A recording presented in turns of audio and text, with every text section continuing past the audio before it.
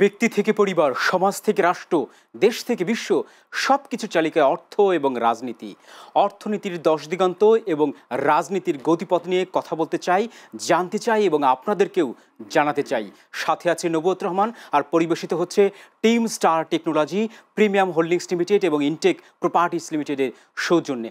দর্শক, পরিবর্তিত পরিস্থিতির মধ্যে দিয়ে আমরা যাচ্ছি। কেমন বর্তমান অবস্থা, অর্থনীতির গতিপথই বা কেমন চলছে, সব কিছু নিয়ে বিশ্লেষণ করতে চাই, জানতে চাই, আপনাদেরকে সাথে রাখতে চাই। দুজন সম্মানিত লিডার আমাদের এই স্টুডিওতে উপস্থিত আছেন। প্রথমে পরিচয় করে দিতে চাই, আমি বাম দিক থেকে আবু সাদেক, ব্যবস্থাপনা পরিচালক, এসএস গ্রুপ ও পরিচালক পদপ্রার্থী, FBCCI। আমার ডান দিকে রয়েছেন ইঞ্জিনিয়ার আসাদুজ্জামান আসাদ, বিশিষ্ট শিল্প উদ্যোক্তা ও ব্যবস্থাপনা পরিচালক, টিম স্টার টেকনোলজি। আপনাদের দুজনকে স্বাগত জানাচ্ছে আমাদের আয়োজনে। ধন্যবাদ আপনাকে। ধন্যবাদ আপনাকে। আসাদ ভাই, আপনাকে দিয়ে শুরু করতে চাই। আপনি একটি শিল্প নিয়ে কাজ করছেন, একটি উদীয়মান শিল্প নিয়ে কাজ করছেন, দীর্ঘ সময় এই শিল্পের সাথে যুক্ত আছেন। আপনার কাছে কি মনে হয় এই শিল্পের সাথে কিভাবে যুক্ত হলেন এবং বর্তমান পরিস্থিতিতে ব্যবসা কোন দিকে যাচ্ছে? ধন্যবাদ আপনাকে সুন্দর একটা প্রশ্ন করার জন্য। এই শিল্পের সাথে আমি 1998 সালে সম্পৃক্ত। তো আমার শুরুটা হয় জব দিয়ে। তো আমি ইন্ডাস্ট্রিজে জব শুরু করি। জবের পাশাপাশি দেখি যে আমাদের গার্মেন্ট শিল্প যেভাবে ডে বাই ডে ডেভেলপ হচ্ছে, শুধু এই একটা শিল্প দিয়ে তো আর এই দেশ আগাবে না। তো পাশাপাশি এই গার্মেন্ট শিল্পের যে পোশাক শিল্প, যে পুরাটাই গার্মেন্টস বলতে পোশাক শিল্পের সাথে অনেক কিছু ইনভলভ আছে। তো সেখানে ইঞ্জিনিয়ারিং শিল্পটা একটা বড় ভূমিকা পালন করে, বাট সেই সেক্টরটা আমাদের খুবই অবহেলিত। তো আমার কিছুদিন অভিজ্ঞতার পর থেকে আমি চিন্তা করি যে আসলে আমার দেশে বুয়েট আছে, ডুয়েট আছে, কোয়েট আছে এবং আরও কিছু বেসরকারি ইউনিভার্সিটি আছে যেখান থেকে দক্ষ ইঞ্জিনিয়ার বের হচ্ছে এবং তারা জব করতেছে দীর্ঘদিন, বাট ইঞ্জিনিয়ারিং শিল্পতে কেউ আসতেছে না। তো না আসার কারণে কিন্তু এই শিল্পটা পুরোপুরি ব্যর্থ। গার্মেন্ট শিল্প যেরকম অর্থনীতিতে ভূমিকা রাখে, আমার এই শিল্পতেই ভূমিকা রাখা, সমতুল্য ভূমিকা রাখা সম্ভব। তখন থেকে আমার ভিতরে একটা স্বপ্ন জাগে যে আসলে এই শিল্পটাকে কিভাবে ডেভেলপ করা যায়। প্রথমে তো আমি স্বল্প একটা টিম নিয়ে শুরু করি যে আমি কিছু মেশিন তৈরি করব এবং আমার 6-7 জনের একটা টিম গঠন করে আমরা R&D শুরু করি। R&D শুরু করার পরে 2-3 বছরের পরেই আমরা এই গার্মেন্টস টেক্সটাইল ওয়াশিংয়ের যে মেশিনারি, সেই ওয়াশিংয়ের মেশিনারি ম্যানুফ্যাকচারিংয়ে যাই। তো আমি মনে করি যে এই শিল্পটাকে অনেক দূর এগিয়ে নেওয়া যাবে যদি এই দেশের যারা শিল্প উদ্যোক্তা, যারা গার্মেন্ট শিল্পকে লিড দিচ্ছে, তারা আন্তরিক হয় যে আমার এই দেশের মেশিনারি আমরা ব্যবহার করব এবং শিল্প মন্ত্রণালয়, বাণিজ্য মন্ত্রণালয়, বিডা এরা যদি এই শিল্পের সাথে সম্পৃক্ত হয় এবং আমাদের যে কারিগরি শিক্ষা, এই শিক্ষাটাকেও আরও ডেভেলপ করতে হবে, যে উন্নত প্রযুক্তি। ধন্যবাদ। নিশ্চয়ই আপনার কাছে আরেকবার আসবো। দেশ একটি পরিবর্তিত পরিস্থিতির মধ্যে দিয়ে যাচ্ছে, একটু স্থবির হয়েছে অর্থনীতি এবং ব্যবসায়ীদের সবচেয়ে বড় সংগঠন FBCCI। FBCCI কিন্তু প্রশাসক নিয়োগ করা হয়েছে, সেই জায়গাতে একটা স্থবিরতা দেখতে পাচ্ছি। আগামীতে আপনি নিশ্চয়ই নির্বাচন করবেন একজন পরিচালক পদপ্রার্থী। আপনার কাছে কি মনে হয় এই বর্তমান পরিস্থিতিতে ব্যবসা বাণিজ্য কেমন অবস্থায় আছে? ধন্যবাদ আপনাকে। আসলে পরিবর্তিত পরিস্থিতিতে বর্তমান প্রেক্ষাপটে ব্যবসা বাণিজ্যের অবস্থা যদি আমি বলি একেবারে স্থবির। স্থবির হওয়ার পিছনে আসলে অনেকগুলি কারণ আছে। সেটা হচ্ছে আমাদের যে বর্তমান অন্তর্বর্তীকালীন সরকার বা ইন্টারিম গভর্নমেন্ট আমরা যেটা বলি, ইন্টারিম গভর্নমেন্ট আসলে কত সময়ের জন্য আসছে এটাও আমরা জানি না। এটা যদি একটা স্ট্যান্ডার্ড টাইম ডিউরেশন থাকতো যে মেবি ওনারা 6 মাস থাকবে, 1 বছর থাকবে বা 2 বছর থাকবে, তখন হচ্ছে কি প্রত্যেকে কিন্তু একটা প্ল্যানিং করতে পারে। আর ইনভেস্টমেন্ট এমন একটা জিনিস, ইনভেস্টমেন্টের ক্ষেত্রে প্রপার প্ল্যানিং ছাড়া, স্টেবিলিটি ছাড়া আসলে কেউ ইনভেস্টমেন্টে রাজি না। সেটা হোক আমাদের লোকাল ইনভেস্টর, হোক ফরেন ইনভেস্টর, কোনো ইনভেস্টরই কিন্তু স্টেবল পজিশন ছাড়া আসলে ইনভেস্ট করবে না। যার কারণে বাস্তবত সব কিছুই এখন ব্যবসা বাণিজ্য সব কিছু স্থবির অবস্থায় আছে। আর আমাদের FBCCI এর কথা আপনি যেটা বলছেন, FBCCI আরও বেশি স্থবির। FBCCI স্থবির হওয়ার কারণেই মূলত পুরো বাংলাদেশের ব্যবসা বাণিজ্য স্থবির। কারণ FBCCI হচ্ছে 4 কোটি ব্যবসায়ী প্রতিনিধিত্ব করে, ব্যবসায়ীদের সর্বোচ্চ সংগঠন বা ব্যবসায়ীদের প্রতিনিধিত্বকারী সর্বোচ্চ সংগঠন। সো এইখানে FBCCIর দায়িত্ব হচ্ছে ব্যবসায়ীদের ভালো খারাপ বা সব কিছু দেখাশোনা করা। সেখানে FBCCIতে কোনো অভিভাবক নেই। অভিভাবকবিহীন FBCCI গত 1 বছর থেকে চলতেছে, এখন 1 বছরের উপরে হয়ে গেছে। ইভেন আমাদের FBCCIতে একজন প্রশাসক নিয়োগ করা হয়েছে, ওই প্রশাসক মহোদয় 1 বছর পার করে, প্রশাসকের আপনি জানেন একটা মানে রুলস আছে, সর্বোচ্চ 1 বছরের জন্য নিয়োগ করা যায়। তো ওনাকে প্রথম 120 দিনের জন্য নিয়োগ করা হয়েছে, এরপরে এক্সটেনশন করতে করতে শেষ পর্যন্ত 1 বছর ওনার মেয়াদ শেষ হয়েছে। বাট 1 বছরের মধ্যেও কিন্তু উনি একটা নির্বাচন দিতে পারে নাই। এই না পারার পিছনে মূল বিষয়টা হচ্ছে আসলে যার পেইন সে ছাড়া অন্য কেউ বুঝবে না। প্রশাসক মহোদয় উনি হচ্ছে একজন সরকারি আমলা, তো উনি ওনার মতো করেই বুঝবেন, উনি কিন্তু ব্যবসায়ীদের পেইনটা কখনো বুঝবে না। ব্যবসায়ীদের কষ্টটা না বুঝার কারণেই কিন্তু উনি 1 বছর পার করে কোনো নির্বাচন দিতে পারে নাই, যার কারণে এখনো পর্যন্ত স্থবির। এই মুহূর্তে কিন্তু প্রশাসকও নাই, কোনো অভিভাবকও নাই, একেবারে নেতৃত্বহীন, যার কারণে ব্যবসায়ীরা আসলে খুব বেশি বিপদে আছে এবং টোটাল ব্যবসা বাণিজ্য স্থবির। ধন্যবাদ আপনাকে। আমি ফিরতে চাই ইঞ্জিনিয়ার আসাদ ভাইয়া আপনার কাছে। আপনি যে শিল্পটি নিয়ে কাজ করছেন, পোশাক শিল্প কিন্তু আমরা রফতানি করে বৈদেশিক মুদ্রা অর্জন করছি। আপনি যে শিল্পের সাথে যুক্ত আছেন, এই শিল্পটি যদি রফতানি করা যায় তাহলে কিন্তু একটি বড় ধরনের এখানে কিন্তু আমাদের কিন্তু এই অর্থনীতিতে একটা বড় ভূমিকা রাখতে পারে। আপনার কাছে কি মনে হয় যে আসলে কতটা ভূমিকা রাখতে পারবে? আমি মনে করি যে ভূমিকা গার্মেন্টসের সমতুল্য রাখতে পারবে, বাট তার আগে কিন্তু আমাদের ডোমেস্টিক মার্কেট, এখানে কিন্তু একটা বাজার, অনেক বড় একটা সম্ভাবনা বাজার। যেমন আপনি চিন্তা করেন যে পোশাক শিল্পে বলতে যে টেক্সটাইল শিল্প, ইঞ্জিনিয়ারিং ক্ষেত্রে আমরা যে মেশিনপত্র তৈরি করি, বাট এখন সেই মেশিনগুলা আমরা মনে হয় যে অনলি ফর 5% পর্যন্ত তৈরি করতে পারতেছি। বাট আমাদের দেশে যে দক্ষ ইঞ্জিনিয়ার আছে, এখানে মনে করেন আপনি 70-80% তৈরি করা সম্ভব। বাট প্রথমেই চিন্তা করতে হবে যে আমার দেশ সারা বিশ্বের ভিতরে 2য় স্থান গার্মেন্টস শিল্পের ভিতরে।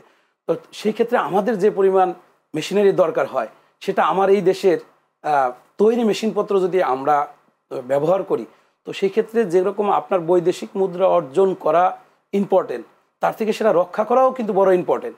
তো এখানে আমাদের কি করতে হবে যে এই ইঞ্জিনিয়ারিং শিল্পটাকে ডেভেলপ করতে হবে, এবং উদীয়মান ব্যবসায়ী যারা আছে এবং যদি এই সেক্টরটা আমরা ডেভেলপ করি, তাহলে আসলে এই শিল্প আসলে কতটা ভূমিকা রাখবে? আমি মনে করি যে এখন বাংলাদেশে যে পরিমাণ পোশাক শিল্প আছে, আমরা যদি এই ইঞ্জিনিয়ারিং শিল্পটাকে ডেভেলপ করি, আপনি মনে করবেন এখন বাংলাদেশে প্রায় অলমোস্ট 50 লক্ষ শ্রমিক আছে গার্মেন্টস শিল্পে। তো আমরা যদি এই ইঞ্জিনিয়ারিং শিল্পকে ডেভেলপ করতে পারি, অলমোস্ট 25 থেকে 30 লক্ষ কর্মসংস্থান সৃষ্টি হবে। বাট এখানে কিছু ভূমিকা পালন করতে হবে শিক্ষা পরিবর্তনের ক্ষেত্রে। যে আপনি দেখবেন যে উন্নত দেশগুলোতে যেখানে কারিগরি শিক্ষা হচ্ছে 75-80% পর্যন্ত, বাট আমাদের দেশে অনলি ফর 15% হচ্ছে কারিগরি শিক্ষা। বাট এত স্বল্প উন্নত দেশে কারিগরি শিক্ষা যেখানে প্রয়োজন 90%, সেখানে আমরা মাত্র 15% করতেছি। তো এখানে আমরা কিন্তু অনেকটা পিছানো। তো এই শিক্ষার ক্ষেত্রে আমাকে ভূমিকা রাখতে হবে যে দেখেন বাংলাদেশে টোটাল 64টি জেলার ভিতরে মাত্র 50টা পলিটেকনিক সরকারি, যেখানে এক একটা জেলায় কিন্তু বসবাস করে প্রায় 17 থেকে 18 লক্ষ লোক। তো এখানে প্রত্যেকটা জেলাভিত্তিক ইঞ্জিনিয়ারিং কলেজ করতে হবে এবং পলিটেকনিক করতে হবে, এবং কারিগরি যে প্রাথমিক শিক্ষা আছে সেটা শুরু করবে। আমি মনে করি যে বাংলাদেশের এই চাহিদা পূরণ করে বৈদেশিক মুদ্রা অর্জন করাও বড় ভূমিকা রাখবে এই শিল্প। ধন্যবাদ আপনাকে। আমি আপনার কাছে একটু ফিরতে চাই, যে শিল্পের কথা বলছেন আসাদ ভাই, আপনি ব্যবসায়ীদের সবচেয়ে বড় সংগঠনে আগামী নির্বাচনে অংশগ্রহণ করবেন। আপনার কাছে কি মনে হয়, আপনি নির্বাচিত হলে এই ছোট ছোট মাঝারি যে শিল্পগুলো আছে, এটির উন্নয়ন আসলে কি ধরনের পদক্ষেপ গ্রহণ করবেন আপনি? আসলে সুন্দর একটা প্রশ্ন করছেন। আমি সর্বোপরি শিল্পের উন্নতির ক্ষেত্রে আমি সর্বপ্রথম নজর দেব গার্মেন্টস শিল্পের দিকে। গার্মেন্টস শিল্পকে আমরা যেভাবে হাইলাইট করতেছি, এবং গার্মেন্টস শিল্প থেকে আমাদের অনেক বড় রেভিনিউ আসতেছে, এটাও সত্য। বাট এটা আমাদের জন্য অদূর ভবিষ্যতে বড় ডিজাস্টারও নিয়ে আসতে পারে। বিশেষ করে এলডিসি উত্তরণ যদি আমাদের হয়ে যায়, 26-এ কিন্তু এলডিসি উত্তরণের কথা, যদি আমরা এটা পিছাইতে না পারি তাহলে আমার সম্ভাবনা খুবই কম, আমি আমার ব্যক্তিগত মতামত অনুযায়ী বলতেছি, এলডিসি উত্তরণ আমাদের কিন্তু 26 সালেই হবে। যখন এলডিসি উত্তরণ হবে তখন কিন্তু আমরা এই কোটার বেনিফিট বা আদার্স যে বেনিফিটগুলি আমরা পাচ্ছি এগুলি কিন্তু পাবো না। সেই ক্ষেত্রে গার্মেন্টস শিল্প কিন্তু আজকে যেটা আমাদের অ্যাসেট, সেটাই কিন্তু আমাদের জন্য ডিজাস্টার তৈরি করতে পারে। কারণ আমরা যখন ইউরোপের মধ্যে আমরা কোটা ফ্রি অ্যাক্সেস না পাবো, সেক্ষেত্রে আমরা কিন্তু রপ্তানি করতে পারবো না। একইভাবে মার্কিন যুক্তরাষ্ট্র অলরেডি একটা প্রভিশন দিয়েছে। মার্কিন যুক্তরাষ্ট্র এই মুহূর্তে তাদের স্বার্থে আমাদের হয়তোবা এটাকে 20% করছে, এটাতে ভবিষ্যতে যে কোনো মুহূর্তে তাদের স্বার্থের ব্যাঘাত করলে বাড়াবে না, নোবডি নোজ, কেউ বলতে পারবে না। তো সেই ক্ষেত্রে আমার ব্যক্তিগত মতামত হচ্ছে শুধু ইঞ্জিনিয়ারিং শিল্প না, এরকম ক্ষুদ্র ক্ষুদ্র আরও অনেকগুলি শিল্প আমাদের নতুন করে তৈরি করতে হবে। আমাদেরকে এই পরিকল্পনা করতে হবে যে গার্মেন্টস শিল্প যদি আমাদের বন্ধ হয়ে যায়, বিকল্প শিল্প দিয়ে আমরা কিন্তু আমাদের দেশটাকে রক্ষা করতে পারবো। সেক্ষেত্রে প্রথম দরকার হচ্ছে সেগমেন্টগুলি তৈরি করা। অ্যাকচুয়ালি কোন কোন জায়গায় আমরা উদ্যোক্তা তৈরি করতে পারবো, উদ্যোক্তা তৈরির প্ল্যানটা আমাদেরকে করতে হবে। আমরা কোন কোন শিল্পের ক্ষেত্রে, যেমন ওনারা ইঞ্জিনিয়ারিং শিল্প, এই ক্ষেত্রে এখন যে পরিমাণে আমাদের আমদানি হচ্ছে সেটা যদি ওনারা তৈরি করতে পারে তাহলে ডেফিনেটলি এখানে আমাদের একদিকে হচ্ছে ফরেন কারেন্সি সেভ হবে, আর একদিকে দেশের অর্থনীতি গতিশীল হবে, অ্যাজ ওয়েল অ্যাজ কর্মসংস্থান বৃদ্ধি পাবে। এইভাবে আমরা যদি কৃষি সেক্টরে একই অবস্থা যন্ত্রপাতি যদি আমরা আমদানির পরিবর্তে আমরা নিজেরা তৈরি করতে পারি, প্রত্যেকটা সেক্টরেই আমরা ক্ষুদ্র ক্ষুদ্র উদ্যোক্তা তৈরি করতে হবে। আমরা ব্যবসায়ীরা যত চেষ্টাই করি, আমরা কথা বলবো আরও নিশ্চয়ই। আমরা যেতে চাই ছোট্ট একটা বিরতিতে। দর্শক, আপনারা দেখছেন লিডারশিপের এই আয়োজনে পরিবেশিত হচ্ছে team star technology, premium holdings limited এবং ইনটেক প্রপার্টিজ লিমিটেডের সৌজন্যে। দর্শক, সাথে থাকবার জন্য অসংখ্য ধন্যবাদ। ফিরতে চাই আসাদ ভাই আপনার কাছে। আপনি যে ওয়াশিং মেশিনারি শিল্পের সাথে যুক্ত আছে, এটিতে আসলে প্রতিবন্ধকতা রয়েছে, যেটি আমাদের আবু সাদেক ভাইও বলল, যে বিশ্বের বিভিন্ন দেশে ছোট ছোট ফ্যাক্টরিগুলোকে পেট্রোনাইজ করা হয় বড় ফ্যাক্টরিতে রূপান্তর করার জন্য। সরকারের তরফ থেকে এবং ব্যাংকগুলো আপনাদের কী ধরনের সাপোর্ট করে থাকে? ধন্যবাদ আপনাকে সুন্দর একটা প্রশ্ন করার জন্য। আমার শ্রদ্ধেয় বড় ভাই যে কথা বলল, যে আমি চায়না না, অলরেডি প্রায় 12টি দেশে ভ্রমণ করছি এই আপনার শিল্পকে ডেভেলপ করার জন্য। তো প্রথমে চায়না দিয়েই বলবো, ভাইয়ে যে কথা বললো, যে তাদের দেশে একজন উদ্যোক্তা তৈরি হয় এবং সে সম্পূর্ণ সহযোগিতা পায় গভর্নমেন্ট থেকে। আর আমার দেশের একটা উদ্যোক্তা তৈরি হয় নিজের যোগ্যতায়, কিন্তু সেখান থেকে প্রতিবন্ধকতা আসে সরকারের, যে আপনি কী করতেছেন, কোথা থেকে অর্থ আসলো, কিভাবে কি করতেছেন, সেটা কি বৈধ কি অবৈধ।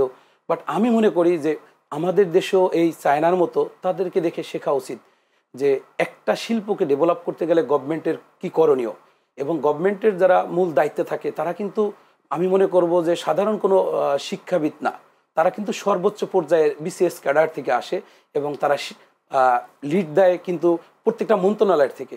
তো তাদেরকে এখানে সহানুভূতি নয়, বরঞ্চ তাদেরকে দায়িত্ববোধ থেকে আমাদের মতো যারা শিল্পোদ্যোক্তা, একটা শিল্প কিন্তু ভ্যারাইটিস ধরনের, ভাই যে কথা বলো, সেটা ইঞ্জিনিয়ারিং শিল্প হোক, সেটা সাধারণ ভ্যারাইটিস ধরনের শিল্প আছে, দেন পোশাক শিল্প আছে, ইঞ্জিনিয়ারিং শিল্প আছে, এখানে কিন্তু কৃষি খামারও একটা শিল্পের ভিতরে পড়ে, খাদ্যদ্রব্য উৎপাদন সেটাও একটা শিল্পের ভিতরে পড়ে। তো প্রত্যেকটা সেক্টরেই, প্রথমেই বললাম যে একটু আগেও আমি বললাম যে আমাদের দেশের শিক্ষার অভাব। প্রথমেতে আমাদের দেশে এত হয়তো দরিদ্র, আমি বলবো, আমরা তো উন্নয়নশীল দেশ বলি, বাট উন্নয়নের ধারে কাছেও নাই। তো একটা পরিবার দেখবেন গ্রাম অঞ্চলে যে তার ছেলেকে 5 পর্যন্ত পড়াবে, সেই সামর্থ্য থাকে না। 5 পর্যন্ত পড়াইলেও সে দেখেন গভর্নমেন্ট ফ্যাসিলিটি পায় কিছুটা, বাট যখন সে মাধ্যমিকে যায়, 6 থেকে 10 পর্যন্ত আমরা মাধ্যমিক বলি, তখন কিন্তু আমাদের জেনারেল পড়াশোনা। তো আমি মনে করি এখানে যদি যারা শিল্প সচিব আছে কিংবা শিক্ষা বোর্ড আছে, তাদের কি উচিত যে 8-10টা সাবজেক্ট থাকবে যারা টেকনিক্যাল সাবজেক্ট, যে প্রত্যেকটা মানুষ তার চয়েস মতো একটা টেকনিক্যাল সাবজেক্ট নিয়ে পড়বে। সেখানে যদি সে 6 থেকে শুরু করে 10 পর্যন্ত পড়ে, এখানে কিন্তু 8টা সেমিস্টার হয়ে যায়, অলমোস্ট একটা ডিপ্লোমা ইঞ্জিনিয়ারিংয়ের সমতুল্য হয়ে যায়। কোনো কারণে তার বাবা মা তাকে আর পড়াশোনা করাতে পারবে না, তখন কি করবে সে কিন্তু ওই 4টা বছর যে তার প্র্যাকটিক্যাল অভিজ্ঞতা থেকে সে যা কিছু করবে, আমি মনে করব সেই শিল্পটা ডেভেলপ হবে। এবং ওই ক্ষেত্রে সেই ছেলেটাকে কি করতে হবে, যে সরকারিভাবে তাকে অনুদান দিতে হবে, যে সে কোন সাবজেক্টে কিংবা কোন জিনিসটা নিয়ে সে পারদর্শী, এবং তাকে সহযোগিতা করলে সে ডেভেলপ হইতে পারবে। ধন্যবাদ আপনাকে। আবু সাদেক ভাই, আপনার কাছে আমরা ফিরতে চাই। আমরা বাণিজ্যের কথা বলছি, ব্যবসার কথা বলছি, কিন্তু এটাকে গতিশীল করতে নির্বাচিত সরকারের ভূমিকা আসলে কতটুকু রয়েছে? নির্বাচিত সরকারের সর্বোপরি ভূমিকা আছে। নির্বাচিত সরকারের প্রথম অ্যাডভান্টেজটা হচ্ছে তারা মানে এমন একটা অ্যাডভান্টেজ তারা পায়, নির্বাচিত সরকারের প্রতি সবার একটা কনফিডেন্স লেভেল থাকে, either local investor or foreign investor, যে কোনো ক্ষেত্রে একটা ইজি বেনিফিট তারা পাচ্ছে যে নির্বাচিত সরকার আসলেই সবাই ইনভেস্টমেন্টটা করতে চায়। সেক্ষেত্রে নির্বাচিত সরকারের ভূমিকাটা মানে শুরুই হয় তাদের ক্ষমতা গ্রহণের সাথে সাথে। আর এটাকে যদি তারা প্রপার প্ল্যানিংয়ের মাধ্যমে সামনের দিকে নিয়ে যেতে পারে তাহলে আরও অনেক বেশি গতিশীল হবে। তবে সর্বোপরি আমি যে কথাটা বলতে চাচ্ছি, আমাদের যে রাষ্ট্র ব্যবস্থা বা সরকার ব্যবস্থা, এই রাষ্ট্র ব্যবস্থা সরকার ব্যবস্থা দিয়ে আসলে আমরা কতটুকু উন্নতি করতে পারবো এটা নিয়ে আমি ব্যক্তিগতভাবে খুব সন্দিহান। আমাদের যে কোনো জিনিস করতে হবে দীর্ঘমেয়াদী পরিকল্পনা না করলে আসলে কোনো কিছুই হবে না। আমরা যতই চেষ্টা করি ব্যবসা বাণিজ্যের প্রসার, উদ্যোক্তা তৈরি, শিল্প ইন্ডাস্ট্রি তৈরি করা, যেটাই বলি, কোনোটাই কিন্তু প্রপারলি হবে না দীর্ঘমেয়াদী পরিকল্পনা না করলে। আমাদের দেশের বাস্তব সমস্যা হচ্ছে, এক হচ্ছে ধরেন এমন একজনকে সচিব পদে বসানো হয়েছে, চেয়ারে বসানো হয়েছে, সে ওই মন্ত্রণালয়ের কোনো কিছু জানেই না, কিন্তু সে হচ্ছে অল ইন অল। তো সে আমাকে সাজেশনটা কী দিবে? এই কারণে তার প্রায়োগিক নলেজ বা ব্যক্তি একেবারে কী বললো প্র্যাকটিক্যাল নলেজ যদি না থাকে তাহলে সে আসলে কোনো কিছুই করতে পারবে না। এই কারণে প্রত্যেকটা জিনিসের জন্য দীর্ঘমেয়াদী আমাদের শিক্ষা ব্যবস্থার ক্ষেত্রে একটা পরিবর্তন আনতে হবে। শিক্ষা ব্যবস্থার প্রথমেই আমাদেরকে পড়ানো হয় কিভাবে বিসিএস ক্যাডার হওয়া যায়। আমি একটু যুক্ত করতে চাই ভাই, কিন্তু কারিগরি শিক্ষার দিকে আমি আসতেছি ওই জায়গায় যে আমাদের প্রথম চিন্তা ভাবনা থাকে আমরা কিভাবে একটা সরকারি চাকরি পাবো। আমাদের স্কুল কলেজে আমাদেরকে কখনো পড়ানো হয় না কিভাবে উদ্যোক্তা তৈরি হবে, কিভাবে আমার দেশটাকে ডেভেলপ করবো, উদ্যোক্তা তৈরি। আমরা ছোটবেলা থেকে পড়াশোনা যখন করছি আমার স্বপ্ন ছিল ডাক্তার হবো, ইঞ্জিনিয়ার হবো অথবা সরকারি চাকরি করব। কিন্তু এই স্বপ্ন কিন্তু বাংলাদেশ ছাড়া আমার জানা মতে পৃথিবীর কোনো দেশেই নাই। এখানে কেন স্বপ্ন দেখা হয় ডাক্তার ইঞ্জিনিয়ার হবে? ডাক্তার হলে হাই সোসাইটিতে আছে, ইঞ্জিনিয়ার হলে রয়্যাল সোসাইটির লোকজন আছে, ডাক্তার হলে রুগী দেখে ইনকাম করতে পারবে, ইঞ্জিনিয়ার হলে যেখানে যায় সেখানে সে চুরি করে ইনকাম করতে পারবে, সরকারি চাকরির ক্ষেত্রে স্পেশালি, আমি উদ্যোক্তার ক্ষেত্রে বলতেছি না। আর সরকারি চাকরি যারা করে তাদের মানসিকতা থাকে বিসিএস ক্যাডার মানে আমার বাড়ি হবে, গাড়ি হবে, আমার বিশাল অ্যাসেট হবে, এই তাদের মানসিকতা থাকে। এমন ইভেন দেখা যায় একজন পুলিশ অফিসার বা যে কোনো সেক্টর, আমি কাউকে ছোটো করতে চাচ্ছি না, সিম্পল একজন অফিসার যে বেতন পায় হয়তো 30 থেকে 40,000 টাকা, সে 30 লক্ষ টাকা বা 50 লক্ষ টাকা বা 1 কোটি টাকা ঘুষ দিয়েছে চাকরিতে ঢুকে। চাকরিতে ঢুকার আগে যদি সে 1 কোটি টাকা ঘুষ দিয়ে ঢুকে, তার মানসিকতাটা কি? তার চিন্তাই তো হচ্ছে এটা হচ্ছে আমার ইনভেস্টমেন্ট। সে কিন্তু কখনো সার্ভিসের চিন্তা করে না, যার কারণে তাদের মানসিকতাটা তৈরি হয় ওইভাবেই। এখানে আমাদের রাষ্ট্র ব্যবস্থা আসলে আমল পরিবর্তন না হলে আমরা যত চেষ্টাই করি দীর্ঘমেয়াদী পরিকল্পনা ছাড়া আসলে কোনো কিছু সমস্যার সমাধান হবে না। দীর্ঘমেয়াদী পরিকল্পনা প্রয়োজন। ধন্যবাদ আপনাকে। আপনি কি একমত কিনা এই দীর্ঘমেয়াদী একটি পরিকল্পনা প্রয়োজন? অবশ্যই প্রয়োজন, কারণ আপনি একটা চারা গাছ রোপণ করবেন তো সেই গাছটাকে যত্ন করতে হবে, আর যত্ন করলেই কিন্তু রত্ন মিলবে, ফল খাবেন। তো আমি মনে করি বাংলাদেশের এই সরকারি পরিচালনা, ধরেন একটা সরকার নির্বাচিত হয় জনগণের 5 বছরের জন্য, বাট তারা কিন্তু কি করবে? তারা করবে স্থায়ী যে সরকার আছে, যে গণপ্রজাতন্ত্রী বাংলাদেশ সরকারের নিয়োগপ্রাপ্ত যে সরকারি কর্মকর্তা আছে, সচিব পর্যায়ে যারা আছে, ভাই যে কথাটা বললো, যে তাদের কিন্তু দেশটা পরিচালনার জন্য ওখানে বসানো হয়, এবং তাদের যে স্যালারিগুলো দেওয়া হয় সেটা কিন্তু জনগণের টাকা থেকে দেওয়া হয়, ভ্যাট ট্যাক্সের টাকা থেকে। কিন্তু তারা যখন ওই টেবিলে বসে মনে করে এই দেশটা আমার, আমি যা বলবো তাই, কিন্তু তাদের কিন্তু বসানো হয়েছে যে এই দেশের 18 কোটি লোকের ভবিষ্যৎ এবং নেক্সট জেনারেশনের ভবিষ্যৎ কিভাবে। আমি মনে করি যে আমাদের মতো যারা শিল্প উদ্যোক্তা আছে তাদেরকে খুঁজে বের করা, তাদেরকে পর্যাপ্ত সহযোগিতা দেওয়া, সে যে শিল্পেরই হোক। আজকে আমার নিজের চেষ্টা আমি এত দূর আসছি, আমি আমাকে বলবো যে এখন আমার ভ্যাট ট্যাক্সের লোক যাচ্ছে, ইনকাম ট্যাক্সের লোক যাচ্ছে, যে আপনি এই অর্থ কোথায় পাচ্ছেন, কিভাবে কাজ করছেন, আপনার লাইসেন্স আছে কিনা। বাট কোনো একটা গভর্নমেন্টের লোক আসলো না যে আপনি এত সুন্দর একটা কিছু তৈরি করতেছেন, আপনার কি সহযোগিতা দরকার, শিল্প মন্ত্রণালয়ের থেকে হোক, বাণিজ্য মন্ত্রণালয়ের থেকে হোক, বিডার থেকে হোক, কোনো একটা লোক সহযোগিতা করতেছে না। বরং আমাকে কে সহযোগিতা করতেছে?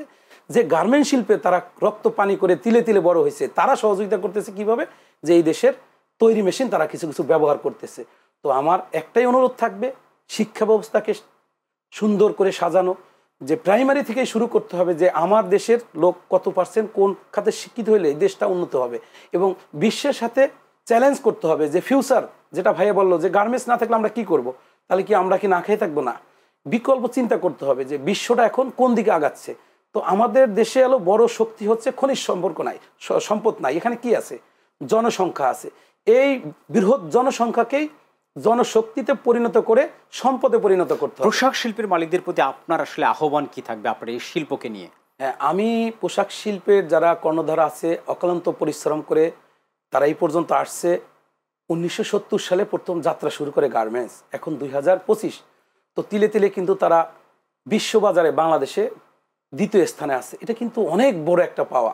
এবং একটা কথা, যে বাংলাদেশের মূল ইনকামের মানে যে মেরুদণ্ড বৈদেশিক মুদ্রার, এটা কিন্তু আসতেছে পোশাক শিল্প, আর আসতেছে কি যে শ্রম বাজার, যারা আমাদের দেশের ভাইরা বিদেশে যে কর্ম করতেছে সেখান থেকে আসতেছে। তো যেহেতু এই প্রসঙ্গটা আসলো, আমি যতটুকু জানি যে আপনার এই থেকে শিল্প প্রতিষ্ঠান থেকে কিন্তু দক্ষ জনবলও কিন্তু তৈরি হচ্ছে, যে মানুষগুলো বিদেশে যাচ্ছে এবং রেমিটেন্স আমাদের দেশে যুক্ত করছে। হ্যাঁ, ইম্পর্টেন্ট কথা বলছেন। যে আমি মনে করি আমার মতো এই শিল্প যারা আছে এদেরকে সহযোগিতা করলে আরও দক্ষ শ্রমিক তৈরি হবে, এবং যারা ডিপ্লোমা বিএসসি করতেছে এবং টেকনিক্যাল শিক্ষা হতে, তাদের কিন্তু একটা জিনিসের অভাব থাকে, সেটা হচ্ছে প্র্যাকটিক্যাল জ্ঞান।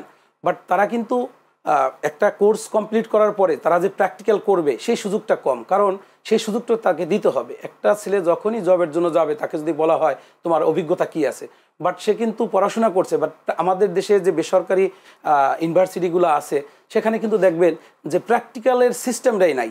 তো আমরা তাদের জন্য ব্যবস্থা করছি কি যে আমার এখানে উন্মুক্ত কোনো টাকা পয়সা লাগবে না, সে কি করতে পারবে, এখানে ট্রেনিং নিতে পারবে, ট্রেনিং নিয়ে সে বিভিন্ন জায়গায় জব করতে পারবে এবং অন্য দেশেও কিন্তু সে ভূমিকা রাখবে। এই জন্য আমি বাংলাদেশের গভর্নমেন্টকে বলবো যে আমাদের দেশে যারা বৈদেশিক মুদ্রা অর্জন করতেছে এদেরকে আপনারা ট্রেনিংয়ের মাধ্যমে বিদেশে পাঠান এবং তারা যেন যায় ওখানে একজন লেবার হিসেবে কাজ না করে একজন সে দক্ষ শ্রমিক হিসেবে কাজ করতে পারে এবং লিড দিতে পারে। আর এই শিল্পের জন্য আমি গভর্নমেন্টকে বলবো যে আমাদের মতো যারা উদ্যোক্তা আছে তাদেরকে খুঁজে বের করে পর্যাপ্ত পরিমাণে তাদের প্রযুক্তি সহায়তা করেন, তাদের অর্থনৈতিক সহায়তা করেন, তাদের শিল্প প্লট বরাদ্দ করেন এবং ঋণ সুবিধা, যেটা আমি বলবো যে ঋণ সুবিধা, যে স্বল্প সুদে ঋণ আছে কিছু বৈদেশিক, সেই ঋণগুলো যদি আমাদের প্রদান করা হয় তাহলে আমরা এই শিল্পকে বৃহৎ শিল্পে পরিণত করতে আরো পারবো, গতিশীল করতে পারবেন। হ্যাঁ, ধন্যবাদ আপনাকে। সাদেক ভাই, একদম শেষ পর্যায়ে চলে এসেছি, একদম শেষ প্রশ্ন, আগামী দিনে এফবিসিসিআই এবং আপনার পরিকল্পনা কি? আসলে এফবিসিসিআই এবং আমার পরিকল্পনা আমি যতই বলি এটা বাস্তবায়ন কোনো দিনই হবে না। আমাদের আসলে যেটা আমি বলছি প্রথমেই, আমাদের কাঠামোগত পরিবর্তন করতেই হবে। আমি শুধু সংক্ষেপে একটা শব্দ বলি, আমি একজন ব্যবসায়ী, আমাকে কেন রাজনীতিবিদদের কাছে ধর্ণা দিতে হবে, আমি কেন রাজনীতিবিদদের কাছে যাইতে হবে, আমি কেন মন্ত্রীর কাছে যাইতে হবে? আমার ব্যবসার স্বার্থে আমি যাবো, সেটা আলাদা জিনিস। কিন্তু দেখা যাচ্ছে আমি যখন যে সরকার ক্ষমতাসীন থাকে, আমি যতক্ষণ পর্যন্ত তার নির্লজ্জ দালালি না করি ততক্ষণ পর্যন্ত আমার ব্যবসার সম্প্রসার হচ্ছে না বা আমি কারো উন্নয়ন করতে পারতেছি না। মূলত আমাদের নজর দিতে হবে দুইটা জিনিসে। একটা হচ্ছে কোয়ালিটিটিভ ওয়ার্ক। এখন আমরা আছি কোয়ান্টিটির মধ্যে, যেন আমাদের যেটা ভাই বলছে 50,000 গার্মেন্টসের কর্মী আছে, এদেরকে যদি আমরা 50,000, এটা কিন্তু সংখ্যা, কোয়ান্টিটি থেকে যদি আমরা এদেরকে কোয়ালিটিতে পরিবর্তন করতে পারি, কোয়ালিটি শিফট করতে পারি, তাহলে আমাদের দেশের অনেক উন্নয়ন হবে। বিশেষ করে ক্ষুদ্র মাঝারি শিল্পে যারা উদ্যোক্তা, এদের প্রতি আমাদের সর্বোচ্চ নজর দিতে হবে। যে কোনো দেশের উন্নয়নের মূল কারিগর হচ্ছে ক্ষুদ্র মাঝারি শিল্প। সো এদেরকে যদি আমরা প্রপারলি ব্যাকআপ দিতে পারি তাহলে আমাদের দেশ উন্নত হবে। আমাদের দেশের মেধাবীরাই কিন্তু বাইরে যায় বিভিন্ন রিসার্চ করে, আমাদের দেশের মেধাবীদের মূল্যায়ন হচ্ছে না।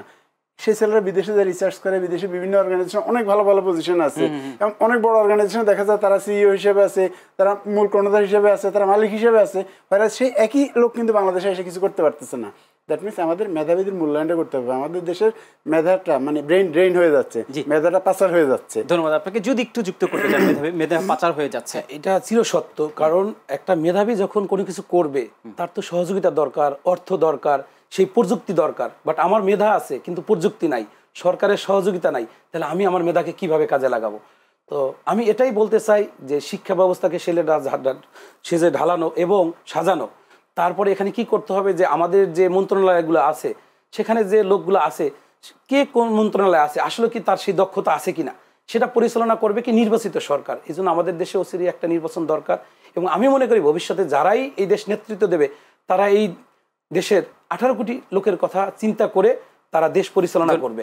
আসলে ভাই, অনুষ্ঠানের একদম শেষ পর্যায়ে চলে এসেছি, আপনার মেসেজ কি থাকবে টিম স্টার টেকনোলজি যে মেশিনগুলো তৈরি হচ্ছে? জি, আমি একটাই বলবো যে বাংলাদেশে যারা পোশাক শিল্পের লিড দিচ্ছেন তাদের কাছে অনুরোধ যে আমরা যারা এই মেশিনারি তৈরি করতেছি, বিশেষ করে আমার টিম স্টার কোম্পানি যে মেশিনগুলো তৈরি করতেছে, এটা 100% ইন্টারন্যাশনাল মানের সাস্টেনেবল মেশিন এবং এটা এনার্জি এফিসিয়েন্সি এবং পরিবেশ বান্ধব।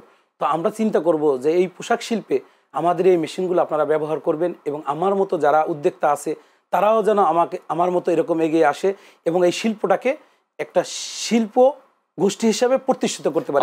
গার্মেন্ট শিল্পটা আজকে কিন্তু সারা বিশ্বে একটা শিল্প হিসাবে পরিচিতি অর্জন করছে, তো আমরাও এইভাবে যেন অর্জন করতে পারি। এই জন্য সবার সহযোগিতা দরকার। অবশ্যই আমরা দেশকে নিশ্চয়ই ভালোবাসি, এই শিল্পকে ভালোবাসি, এই শিল্প এগিয়ে যাবে নিশ্চয়ই। আপনাদের দুজনকে অসংখ্য ধন্যবাদ। আপনাকে অসংখ্য ধন্যবাদ এবং চ্যানেল এসএকে আমন্ত্রণ জানানোর জন্য ধন্যবাদ। দর্শক, আপনাদেরকেও ধন্যবাদ জানাচ্ছি আমাদের সাথে থাকবার জন্য। আগামী আয়োজন দেখবার আমন্ত্রণ জানিয়ে আজকের মতো শেষ করছি। সবাইকে অসংখ্য ধন্যবাদ।